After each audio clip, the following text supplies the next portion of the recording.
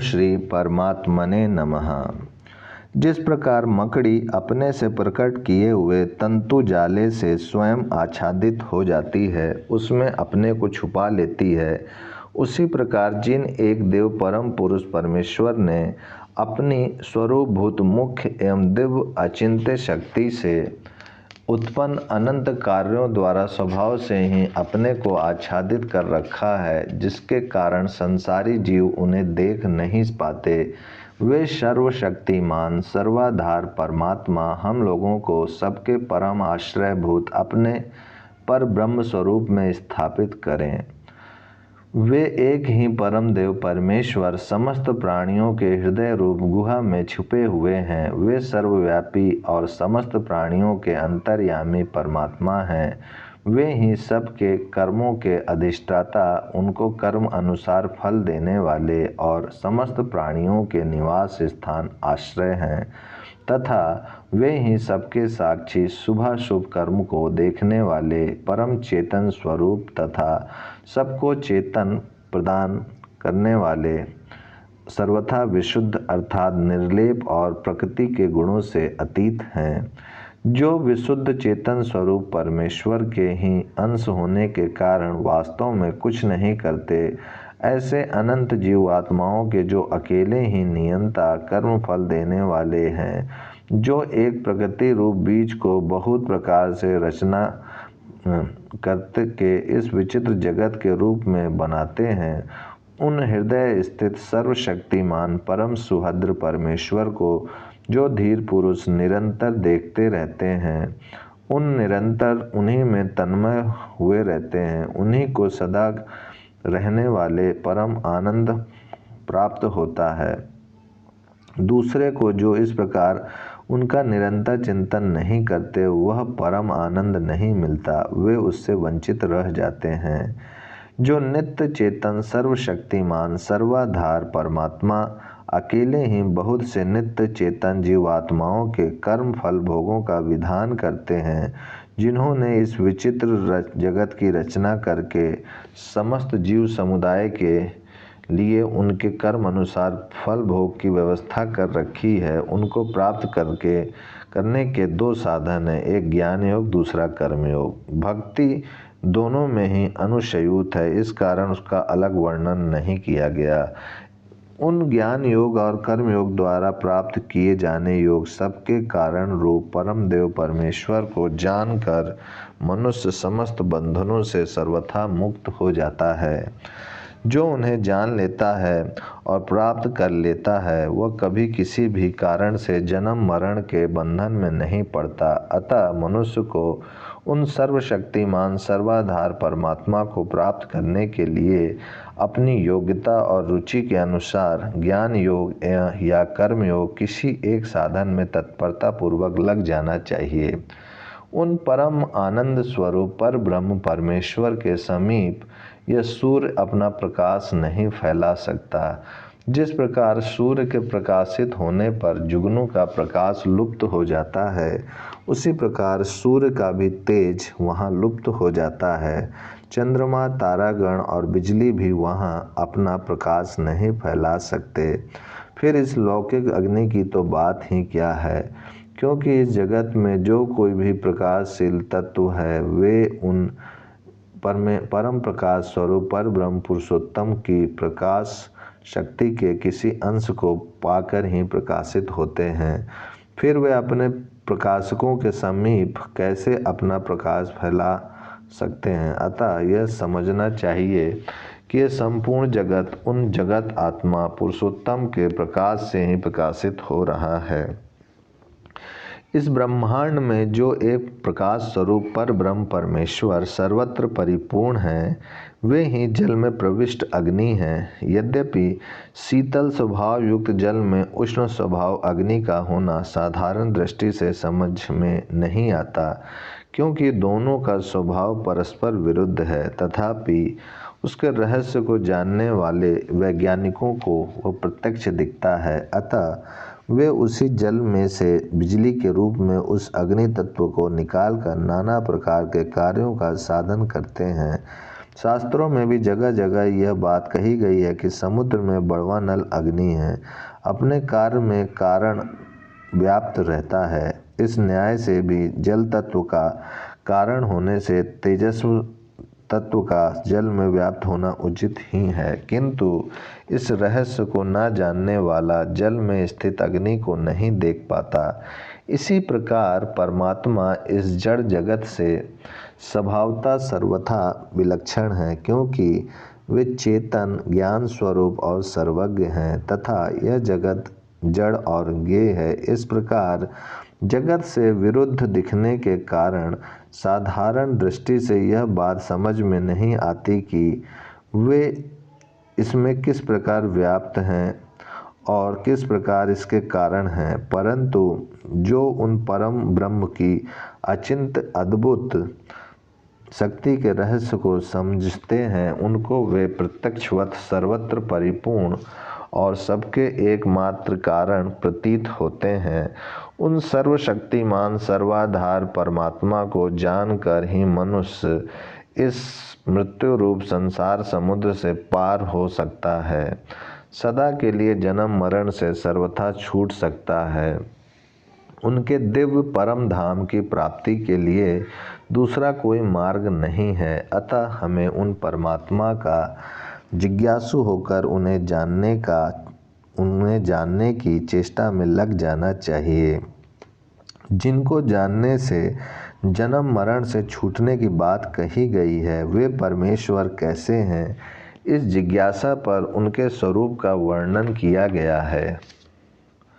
जिनका प्रकरण चल रहा है वे ज्ञान स्वरूप पर ब्रह्म पुरुषोत्तम संपूर्ण जगत की रचना करने वाले सर्वज्ञ और स्वयं ही अपने को प्रकट करने में हेतु हैं। उन्हें प्रकट करने वाला कोई दूसरा कारण नहीं है। वे काल के भी महाकाल हैं, काल की भी उन तक पहुँच नहीं है। वे कालातीत हैं। कठोपनिषद में भी कहा गया है कि सबका संहार करने वाले मृत्यु उन महाकाल रूप परमात्मा का उपसेचन खाद्य है। वे सर्वशक्तिमान परमेश्वर सौहर्द प्रेम दया आदि समस्त कल्याणमय दिव्य गुणों से संपन्न है।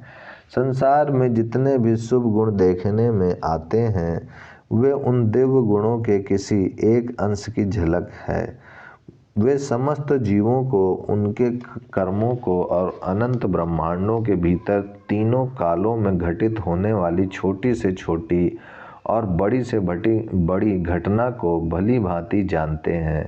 वे प्रकृति और जीव समुदाय के अपनी अपरा और परा दोनों प्रकृतियों के स्वामी हैं तथा कार्य कारण रूप में स्थित सत्व आदि तीनों गुणों का यथा योग नियंत्रण करते हैं।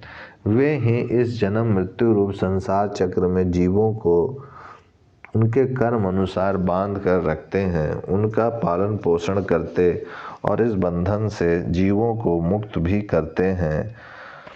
उनकी कृपा से ही जीव मुक्ति के साधन में लगकर साधन के परिपक्व होने पर मुक्त होते हैं। जिनके स्वरूप का पूर्व मंत्र में वर्णन हुआ है वे पर ब्रह्म परमेश्वर ही तन्मय स्वस्वरूप में स्थित अमृत स्वरूप एक रस हैं। इस जगत के उत्पत्ति विनाश रूप परिवर्तन से उनका परिवर्तन नहीं होता। वे समस्त ईश्वरों के भी समस्त लोकों का पालन करने के लिए नियुक्त किए हुए लोकपालों में भी अंतर्यामी रूप से स्थित हैं। वे सर्वज्ञ सर्वत्र परिपूर्ण परमेश्वर ही इस समस्त ब्रह्मांड की रक्षा करते हैं। वे ही इस संपूर्ण जगत का सदा यथा योग नियंत्रण और संचालन करते हैं। दूसरा कोई भी इस जगत पर शासन करने के लिए उपयुक्त हेतु नहीं प्रतीत होता, क्योंकि दूसरा कोई भी सब पर शासन करने में समर्थ नहीं है। उपयुक्त परमेश्वर को जानने और पाने के लिए साधन के रूप में उन्हीं की शरण लेने का प्रकार बताया गया है। उन परमेश्वर को प्राप्त करने का सर्वभौम एवं सुगम उपाय सर्वोत्तम भाव से उन्हीं पर निर्भर होकर उन्हीं की शरण में चले जाना चाहिए। अतः साधक को मन के द्वारा नीचे लिखे भाव का चिंतन करते हुए परमात्मा की शरण में जाना चाहिए, जो परमेश्वर निश्चय ही सबसे पहले अपने नाभि कमल में ब्रह्मा को उत्पन्न करते हैं, उत्पन्न करके उन्हें निसंदेह समस्त वेदों का ज्ञान प्रदान करते हैं तथा जो अपने स्वरूप का ज्ञान कराने के लिए अपने भक्तों के हृदय में तदनुरूप विशुद्ध बुद्धि को प्रकट करते हैं। उन पूर्व मंत्रों में वर्णित सर्वशक्तिमान प्रसिद्ध देव पर ब्रह्म पुरुषोत्तम की मैं मोक्ष की अभिलाषा से युक्त होकर शरण ग्रहण करता हूँ, वे ही मुझे इस संसार बंधन से छुड़ाएं। निर्गुण निराकार परमात्मा की उपासना करने वाले साधकों को इस प्रकार की भावना करनी चाहिए कि जो पहले बताई हुई 16 कलाओं से अर्थात संसार के संबंध से रहित, सर्वथा क्रिया शून्य, परम शांत और सब प्रकार के दोषों से रहित है, जो अमृत स्वरूप मोक्ष के परम सेतु हैं, अर्थात जिनका आश्रय लेकर मनुष्य अत्यंत सुगमता पूर्वक इस संसार समुद्र से पार हो सकता है, जो लकड़ी का पार्थिव अंश जल जाने के बाद धधकता हुए अंगारों वाली अग्नि की भांति सर्वथा निर्विकार निर्मल प्रकाश स्वरूप ज्ञान स्वरूप परम चेतन है। उन निर्विशेष निर्गुण निराकार परमात्मा को तत्व से जानने के लिए उन्हीं को लक्ष्य बनाकर उनका चिंतन करता है। पहले जो यह बात कही गई थी कि संसार बंधन से छूटने के लिए उन परमात्मा को जान लेने के सिवा दूसरा कोई उपाय नहीं है, उसी को दृढ़ किया जाता है। जिस प्रकार आकाश को चमड़े की भांति लपेटना मनुष्य के लिए सर्वथा असंभव है, सारे मनुष्य मिलकर भी इस कार्य को नहीं कर सकते, उसी प्रकार परमात्मा को बिना जाने कोई भी जीव इस दुख समुद्र से पार नहीं हो सकता। अतः मनुष्य को दुखों से सर्वथा छूटने और निश्चल परम आनंद की प्राप्ति के लिए अन्य सब ओर से मन को हटाकर एकमात्र उन्हीं को जानने के साधन में तीव्र इच्छा से लग जाना चाहिए। यह बात प्रसिद्ध है कि श्वेताश्वेतर